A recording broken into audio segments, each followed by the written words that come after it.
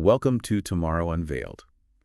You know, for years, if you followed robotics, the conversation felt, well, pretty much dominated by sci-fi, right? Speculation, these slow, incremental lab demos. Very slow. But then, just this past week, we're talking October 14th through the 21st, it feels like the whole status quo just collapsed. Yeah, really shifted. Yeah. This period, it seems like a critical inflection point. We're moving humanoid robotics from those promising prototypes into something on the verge of real commercial reality and mass manufacturing scale. That's absolutely right. I mean, the consensus from our dedicated research team is pretty overwhelming on this. We are seeing this acceleration across the entire stack all at once. The whole stack. Yeah, the hardware, the AI, the manufacturing base, it's all speeding up together. The race for general purpose robots, it's not theoretical anymore. It's definitely a full contact sport now. Okay, so our mission for you, the listener, is really to unpack this transformation. We need to get into how the industry is crossing that huge gap, that chasm from R&D labs into mass deployment. Exactly, because we're not just looking at isolated breakthroughs anymore. This feels much more like a coordinated industrial movement. And the central finding from this week, the big takeaway, seems to be this anthropomorphic rationale. Yes, exactly. Why the humanoid form? The 2 legs, 2 arms, why does that dominate the conversation? Well, it pretty much boils down to pure economic efficiency. Because the world's built for us, basically. Precisely. Factories, warehouses, homes.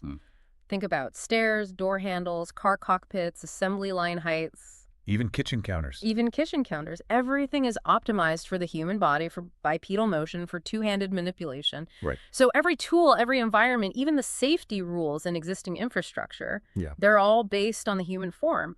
By adopting that humanoid body, these companies are essentially creating the optimal universal helper. And avoiding massive costs. They eliminate the colossal cost and, frankly, the time needed for those big infrastructure redesigns. That's what defined specialized industrial robots in the past.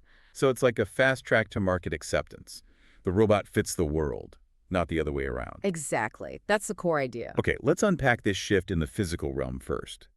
We're diving into segment 1. The manufacturing and hardware breakthroughs, looking at the evolution of the robot's physical form, building the body, as we're calling it. Right. And the breakthroughs this week, they really focus heavily on 3 key areas.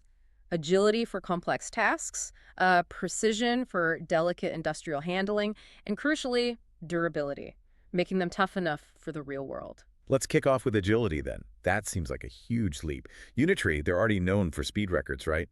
They unveiled their H2 robot on October 20th. Yeah, and the basic specs are impressive, 180 centimeters tall, 70 kilos. But the metric that really defines this leap forward is the 31 degrees of freedom, DOF. 31? Yeah. Okay, why is that number so significant? Well, 31 DOF is significant because it starts to really mimic the functional complexity of human joints. Previous generations, they often had, limited shoulder mobility, stiff hips. Movements looked kind of robotic, ironically. A bit clunky. Exactly. Increasing the DOF to 37 means the engineers can distribute that articulation much more effectively across the hips, knees, ankles, shoulders, wrists.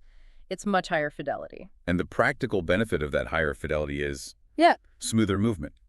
It allows for really fluid, dynamic, whole-body motion control. The demo footage was quite striking. The H2 wasn't just walking. It was shown doing complex dance sequences, intricate martial arts moves, which demonstrates superior torque control, trajectory planning, basically the ability to shift mass quickly without falling over, skills you absolutely need for climbing ladders, reaching into awkward spaces, or even just recovering if someone bumps into it. And Unitree made a pretty interesting strategic decision too, didn't they? Giving it that bionic, human-like face.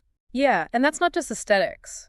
That choice, it's a clear positioning statement. They see the H2 going into service and domestic roles. Right, interacting with people. Exactly.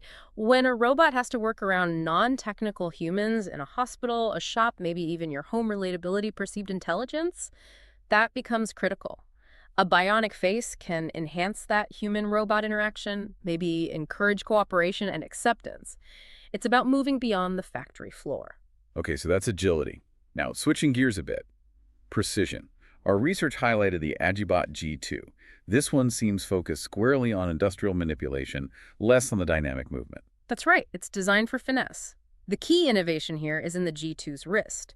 It features the specialized cross-shaped force sensing mechanism, and it has torque sensors embedded right in there. So it doesn't just know if it hits something. No, it measures how much force is being applied and across multiple axes at the same time. It's much more nuanced. Why is that kind of specialized wrist such a big deal for industrial work? Well, think about assembly tasks. Traditional automation often relies on brute force, just repetitive movements. But human assembly, that requires knowing exactly how much pressure you need, twisting a cap just right, seating a delicate electronic component. Like threading a needle, almost. Kind of. The anecdote that really made the rounds from the G2 demo was the robot arm gently pushing a raw egg without cracking the shell. Okay, that's impressive. It showcases that micro-level, ultra-precise force control that's absolutely necessary for handling sensitive parts, aligning circuit boards, maybe even doing delicate tasks in healthcare someday. But doesn't that kind of ultra-precise control usually fight against the need for speed and throughput in manufacturing? How do they balance those? That's the core engineering challenge they're tackling. Speed is essential, absolutely. But if your grip is too hard, you damage the part, you create scrap. Right, costly mistakes. Exactly. By integrating these high-resolution sensors directly into the wrist, really close to where the action happens, they drastically cut down the feedback latency, the time it takes for the robot to sense and react. So it can move fast, but adjust instantly. Precisely. It can execute the task quickly, but the second that sensor detects even slightly too much pressure, the control loop adjusts the moto command in milliseconds. The goal is precise and efficient, solving those complex tasks that, until now, really needed a human touch. Okay, so we've got agility, we've got precision, but like you said, these things need to work in the real world, not just labs. Durability. This brings us to the Deep Robotics DRZO2, corroborated as the self-proclaimed all-weather industrial humanoid. Yeah, and the DRZO2 tackles a really long-standing critical barrier for mass adoption. For any machine to really operate outdoors reliably, it has to resist the environment: sand, water, dust. So the key detail is this IP66 rating. Walk us through what that actually means. Okay, so IP stands for ingress protection. The first 6 foot means it's completely dust-tight. No fine particles can get into the sensitive electronics or the mechanisms. Okay, sealed up. Right. The second 6 foot means it's resistant to high-pressure water jets from any direction. So think heavy rain, snow, even washing down a factory floor, or maybe a sudden pipe burst nearby. The robot should survive that. So it's not just a delicate factory machine anymore. It's more like a piece of rugged infrastructure itself. Exactly. And furthermore, the DRO2 is certified to operate across a really extreme temperature range from -20 Celsius up to 55 degrees Celsius. Minus 20 to 55 C. Wow. That level of robustness, it addresses the major limitation that kept humanoids mostly indoors in controlled environments.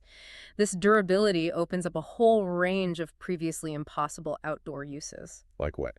Think security patrols in freezing weather, inspecting utility lines out in dusty deserts, handling logistics in uncovered shipping yards. It really transforms a robot from a specialized tool into something that could be a continuous 247 service platform, pretty much regardless of the conditions. Okay, so the DRO2 proves the body can take a beating. But that durability doesn't mean much if you can't build, say, 1 million of them affordably. Which brings us to what feels like the most crucial pivot in the whole industry right now. The big shift to mass production, or as you called it, manufacturing warfare. It really feels like that. And the research team spotted a massive signal here, didn't they? In the supply chain intelligence around Tesla's Optimus V3. Yeah, this is probably the most financially significant story of the week. Reports came out about a huge order placed by Tesla for linear actuator. Those are the components that drive the joints, right? The muscles. Exactly, the electromechanical components. And they are, by far, the single most expensive part of a humanoid robot. They account for a huge chunk of the total cost. And this order was big. Massive, totaling approximately $685 million. Wow. Yeah. And actuators are expensive. Based on current component costs, the analysis suggests that order volume is enough for the production of roughly 180,000 Optimus robots. 180,000. Yes. That number, it definitively moves Tesla way beyond just prototyping. It signals a real commitment to volume manufacturing, leveraging their, existing supply chain muscle from the car business. So the Optimus V3 design is likely finalized or very close to it. It strongly suggests that, yes, they wouldn't place an order that big otherwise. And this feeds directly into Elon Musk's stated goal, right? getting the price point under $20,000 at scale. Exactly. And that figure, under $20K, that's potentially transformative for the entire industry. Why transformative? Because it makes the capital cost comparable to buying, say, heavy machinery or new vehicle, rather than acquiring some kind of specialized million-dollar scientific instrument. It opens the door to much wider adoption. And there's pressure here too, right? Geopolitical pressure. Oh, absolutely. Our research team noted that China has set these incredibly aggressive national goals aiming for mass production of humanoids by 2025 and market leadership by 2027. 2025, that's next year. It's incredibly soon. And that kind of competitive pressure forces Western companies like Tesla, like Agility, to really hit the accelerator on mass-scale manufacturing now. The battleground is shifting from just R&D demos to ruthless supply chain efficiency. And Tesla isn't alone in signaling this pivot to mass scale. Agility Robotics, they're already kind of pioneers in commercial deployment, right? They just secured a huge funding round. Staggering round. $400 million, bringing their valuation to $1.75 billion. But critically, this money isn't really earmarked for basic research. It's for building factories. Exactly. It's explicitly aimed at accelerating mass production, scaling up their manufacturing capabilities for their digit humanoid. This kind of market validation, it confirms that investors believe the demand for these robots is real and immediate, provided they can be built affordably and reliably. Okay, this is fascinating stuff. If you're finding this insightful, just a quick reminder. Please take a moment to like this video if you're on YouTube, subscribe to Tomorrow Unveiled, and maybe consider hitting that new hype button. It really helps us reach more viewers. And of course, turn on notifications so you don't miss future updates. Welcome back to Tomorrow Unveiled. We've talked about the hardware, the body. Now we need to shift focus to what many are saying is the real competitive differentiator, the brain. So segment 2, AI integration and embodied reasoning. Right. And the central consensus really coming through from all the source material our team looked at is that the true competitive edge is now the AI brain. It's not just about having the best hardware body anymore. We're seeing this very strategic effort to sort of decouple the two, to move toward these foundational AI models that can potentially be shared across lots of different robot platforms. That sounds, well, it sounds a lot like the software revolution in PCs, doesn't it? Right. Where the operating system and the apps became independent of the specific hardware underneath. That's actually the perfect analogy. You know, the most valuable robotics companies in the future, they might not be the ones building the absolute sleekest physical robot. They might be the ones building the core AI, the operating system, the high-level policy engine that runs inside all sorts of different bodies. Okay, but to get that general intelligence, there's a big hurdle, right? A massive hurdle. Data. Data. Not like large language models, which could just scrape the whole internet. Right. Robot AI needs physical, embodied data. Precisely. You need data on how a hand grasps a specific texture, how friction actually affects balance when you're walking on a polished floor versus carpet, things you only learn by interacting with the real world. And there isn't enough of that high-quality real-world data yet. Exactly.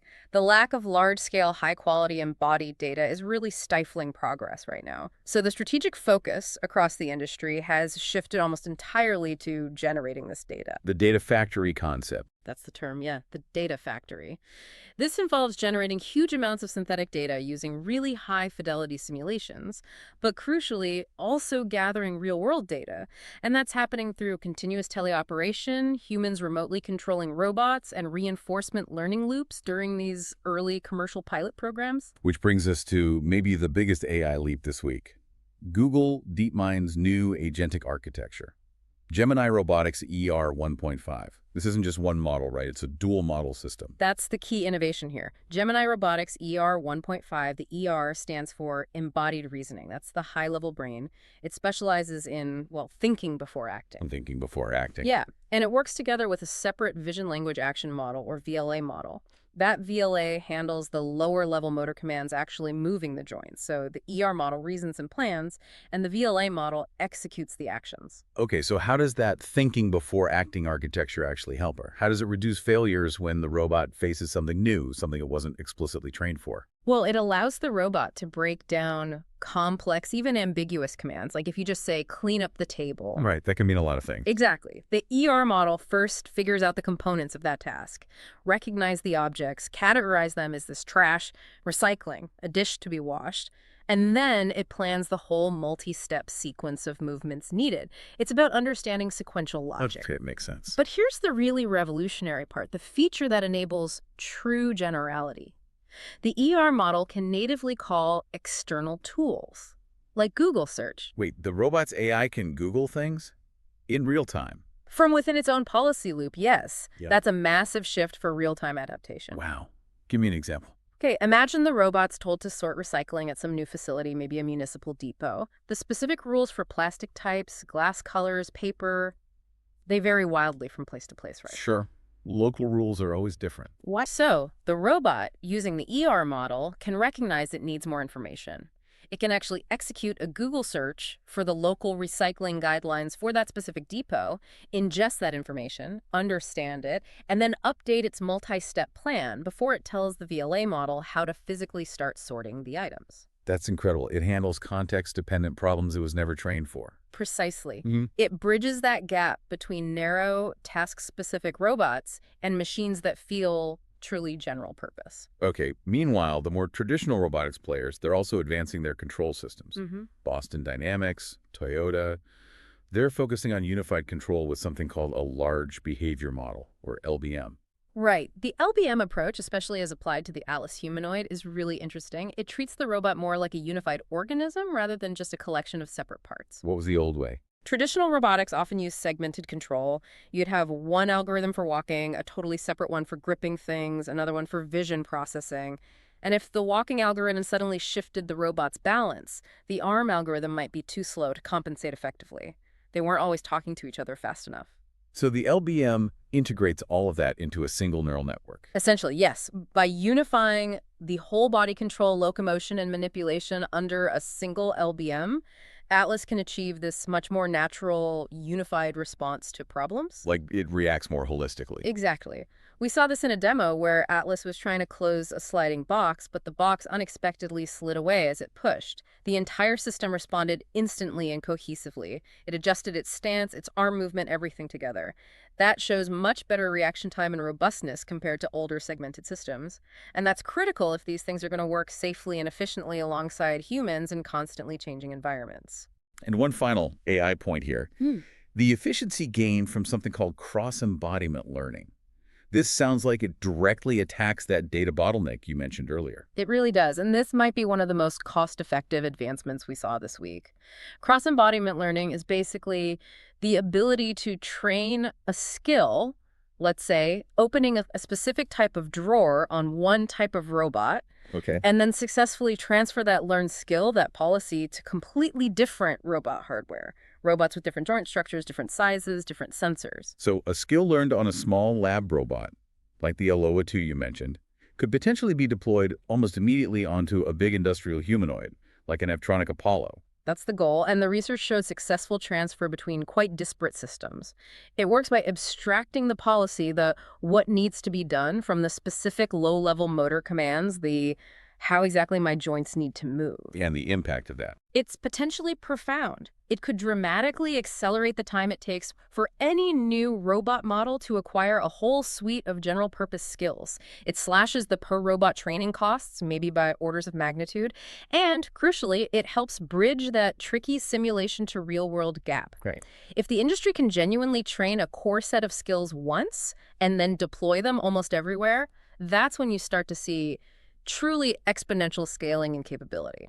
Okay, that takes us very neatly into segment 3, commercial reality and the final hurdles. Because all this amazing tech progress is fantastic, but like you said, it has to translate into real-world commercial value. That's right. And the market, well, it isn't really waiting for the single, perfect, do-everything humanoid. While humanoids are definitely dominating the investment buzz right now, we have to acknowledge that specialized, non-humanoid robots, they still offer superior near-term commercial viability in certain specific niches. It's about finding the right form factor market fit for today. So where are these specialized forms still winning that reliability battle right now? Well, mainly in domains where the environment is just too unstructured or maybe too hazardous, or the task is too basic to justify an expensive, complex walking robot. Like robot dogs. Exactly. Take the deep robotics quadruped, the robot dog. They are explicitly designed to be more robust and reliable for navigating really difficult, unstructured terrain than bipedal humanoids currently are. Makes sense. Forelegs are generally more stable. Right. So that makes them ideal for things like hazardous inspection inside mines or disaster zones, military logistics in rough terrain, or maybe just perimeter security patrols outdoors where the ground is uneven. They prioritize proven stability over the versatility of having hands. Okay, then you have robots designed for very structured, controlled settings. Ones that avoid the whole walking challenge altogether. The diligent Moxie is a prime example there. It's essentially a wheeled mobile manipulator, a robot arm on wheels. And it's been successfully deployed in places like hospitals and senior care facilities for logistics tasks. So fetching things, delivering things. Exactly. By intentionally simplifying the locomotion just using wheels, Moxie maximizes its payload efficiency and its reliability within that structured indoor environment. It excels at the logistical grunt work, fetching supplies, delivering medications, basically augmenting human caregivers by handling tasks where walking is frankly overkill and wheels are just more efficient and predictable. And there was one really unique example. The research highlighted a robot focused purely on information. No complex mobility needed at all. Yeah, the IRSA AI Tutor, which launched in South Africa. It's fascinating. It's basically a stationary unit focused entirely on social interaction and informational instruction. An AI tutor. Right. Its value proposition is cultural and educational. It's designed to teach all subjects in all 11 of South Africa's official languages. 11 languages. Wow. Yeah, it directly addresses major educational equity challenges just through communication alone. Yeah. It proves that sometimes, the brain and the information it holds are really all the hardware you need for a valuable application. Just a quick note for our audio listeners. If you're listening on a service like Apple Podcasts or Spotify, we'd be incredibly grateful if you could leave us a rating and review for Tomorrow Unveiled. It genuinely helps us reach new listeners. Right. Okay, let's shift back to that humanoid vision, though, because here's where it gets really interesting, right? This idea of the ecosystem flywheel starting to spin. That seems like the final piece needed for mass deployment. Yeah. What are these strategic alliances that are forming to gather all that crucial data? Yeah, this is a key takeaway from our research team. These commercial pilot programs, they're not just about testing if the robot can do the job anymore. They are massive, controlled data gathering engines. So the big companies are involved now. Deeply involved, we're seeing these significant strategic alliances forming. BMW partnering with Figure AI, Amazon doubling down with Agility Robotics, Mercedes-Benz working with Aptronic. So these huge corporations, they're not just buying a couple of robots to try out.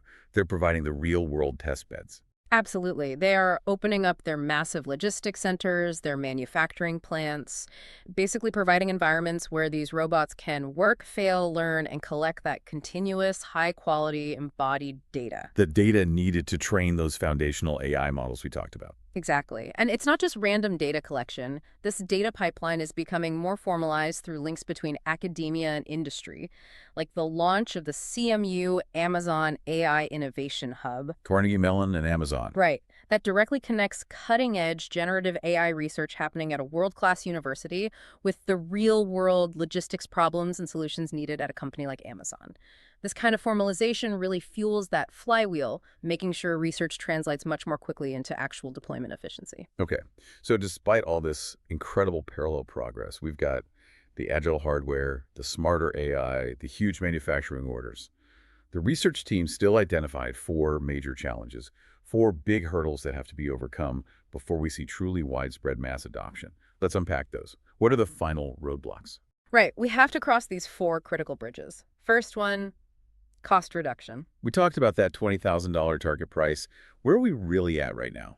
Well, current prices for capable industrial humanoids, they still range pretty widely, maybe $30,000 on the low end, but easily up to $150,000 or more per unit. Okay. Yeah, that's prohibitive for mass deployment. Definitely. Especially if you need hundreds or thousands of them for a large warehouse or factory.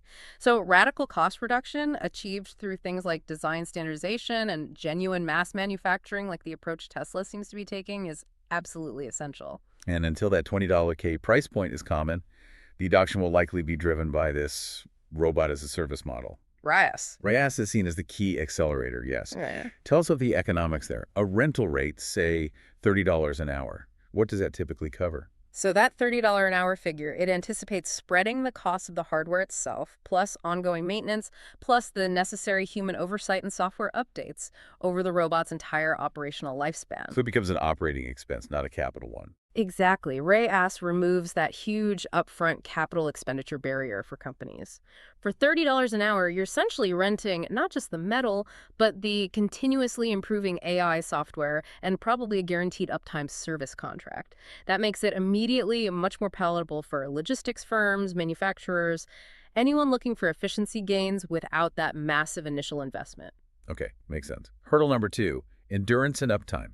The economics only work if these robots can actually work long shifts, close to 247. Precisely. And right now, battery life is generally inadequate. Most of these advanced humanoids with all those power-hungry actuators, they typically operate for maybe only 2 to 5 hours on a single charge. Yeah, that's not going to cut it for an 8-hour shift, let alone 247 operation. Not at all. So the emerging consensus solution is the move towards swappable battery packs. We saw that incorporated into the designs of both the Unitree H1 and the AdjiBot G2. Swappable packs. How does that solve the problem, and what are the challenges in actually implementing it reliably? Well, the idea is rapid replacement. A depleted battery pack can be swapped out for a fully charged one in just seconds, potentially by another robot or a human technician. This allows for near continuous 204-7 operation without those long hours spent tethered to a charging station. Seems straightforward enough. The engineering challenge is actually pretty significant, though. Primarily around thermal management, these high-density packs generate a lot of heat, and the connection mechanism itself. You need to ensure consistent, safe, and totally reliable electrical and thermal contact thousands of times during rapid swaps, often in dusty or vibrating environments. It's a non-trivial engineering problem to solve robustly. Okay.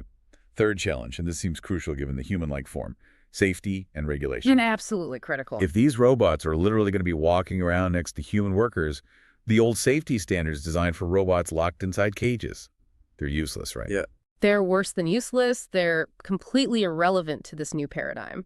The really critical piece of regulation that's still under active development is the humanoid-specific safety standard, likely building on things like ISO 257851. And what does that standard need to cover? It has to focus specifically on the unique challenges of fenceless operation, robots working directly alongside humans. It needs to deal with managing collision forces, defining safe kinetic energy limits, mandating sophisticated collision detection and avoidance systems that work reliably in cluttered, dynamic environments. And without those finalized certified safety protocols. Well, widespread deployment is effectively constrained to semi-segregated zones or very specific controlled tasks. It severely limits the robot's utility and its potential ROI in a truly shared human-robot workspace. Right. Okay, and the final hurdle, the one the research team flagged as potentially the single biggest critical bottleneck for achieving true general-purpose utility. Dexterity. Dexterity, yeah, this is arguably the most complex research challenge still remaining. While locomotion, stability, balance, vision, they've all advanced substantially. Achieving human-level hand dexterity, that remains a monumental undertaking. We're talking about incredibly sophisticated fine motor control, complex tactile sensing, being able to feel texture, slipperiness, temperature, and adaptive grasping that can handle totally novel objects of complex shapes and materials. Why are hands so much harder to get right than legs? Legs seem pretty complicated too. They are, but a leg essentially repeats a relatively predictable locomotion cycle. A hand, however, needs to interact with an almost infinite variety of object shapes, weights, materials, and intended uses. It's a much less predictable, much higher dimensional problem. So current robot hands are still quite limited. Current limitations tend to restrict humanoids to more repetitive, simpler manipulation tasks, grasping known objects in predictable ways.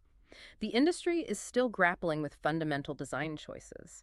Do you use traditional, rigid actuators for strength and precision, or maybe explore soft robotics for more compliance and better tactile feedback? A tricky trade-off. Very tricky. And until we really solve how to integrate multimodal sensing vision, touch, force feedback, all working together perfectly within the hand or end effector itself, humanoids will remain restricted from reliably performing those truly complex assembly tasks or the delicate domestic chores we ultimately envision them doing. Dexterity is key to unlocking that next level of value. We really love hearing your thoughts on all this. Whether you're watching on YouTube or listening on your favorite podcast app, please leave a comment and let us know what you think about this week's incredible breakthroughs in robotics. So as we start to wrap up this look at what feels like a really pivotal week in robotics, maybe let's just quickly summarize the key takeaways that seem to define the path forward for Tomorrow Unveiled. Yeah, the consensus feels pretty clear. The industry is undergoing this simultaneous three-pronged transformation. You've got the scaled hardware manufacturing really pushing towards that sub-$20,000 price point. Then you have the implementation of these much smarter agentic AI systems like Google DeepMind's ER 1.5, capable of reasoning, planning, and even using external tools like search. And third, that accelerated skill transfer. Being able to learn skills once and deploy them across different robots using foundational models, attacking the data bottleneck. Exactly. And this whole acceleration curve, it's being steepened by that global competitive landscape we talked about. China's aggressive national goals are undoubtedly forcing the entire Western industry to push their mass production timelines much faster, which in turn drives more private investment into companies like Agility Robotics. And the market projections are reflecting that optimism. Hugely optimistic, and it's still a significant if the cost and dexterity hurdles can be overcome in the next few years, analysts are projecting market sizes in the hundreds of billions of dollars within the next decade. Okay, one last reminder for our listeners on YouTube. If you found this insightful, please do take a second to like this video, subscribe to Tomorrow Unveiled, and maybe hit that hype button. Apparently it helps. And definitely turn on notifications so you never miss an update on the future we're exploring. And as we look forward, it's important to remember the real transition here from speculation to widespread deployment. Yeah. It probably won't be marked by the launch of one single perfect robot. Right. It'll likely be measured more by the moment that the underlying ecosystem, the AI platforms, the data factories, the scaled-up supply chains, reaches a kind of critical mass. So, with that in mind, we want to leave you with this final provocative thought.